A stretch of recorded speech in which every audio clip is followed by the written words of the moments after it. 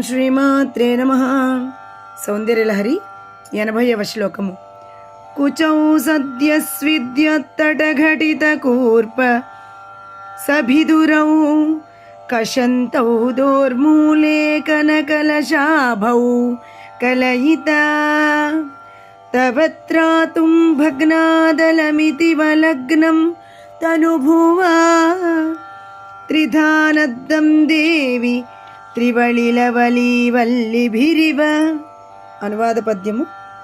శైలజ ప్రక్కలంజమట సత్వరమంటు చురైకమించి దోర్మూలములంటుగాన్ స్మరుడు రొమ్ములు బంగరు కొండ రూపులన్ బోలగజేసిపై బరువు మోయున పాయము మరాన్ప చంద్రికామాలలు మూటి గట్టెనను మాదిరి నీకటి యొప్పు చుట్లతో. తాత్పర్యము.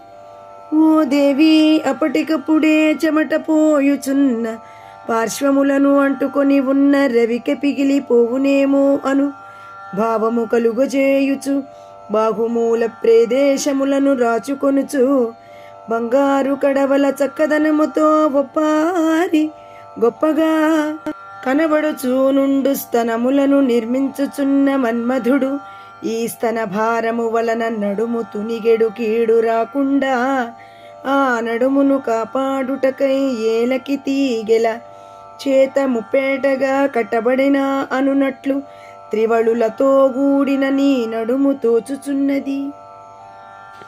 ఈ శ్లోకాన్ని శంకరాచార్యుల వారు తాను దర్శించిన అమ్మవారిని మనకు కూడా కళ్ళకు కట్టినట్టు సాక్షాత్కరింపచేయుట ఈ స్తోత్ర రచనలో శంకరులు ఒక లక్ష్యం అని గ్రహించుకోవాలి తప్ప శంకరులు పచ్చిగా శృంగారమును మాత్రమే ఈ స్తోత్రంలో నింపారని అపోహపడి అపార్థము చేసుకొనరాదు.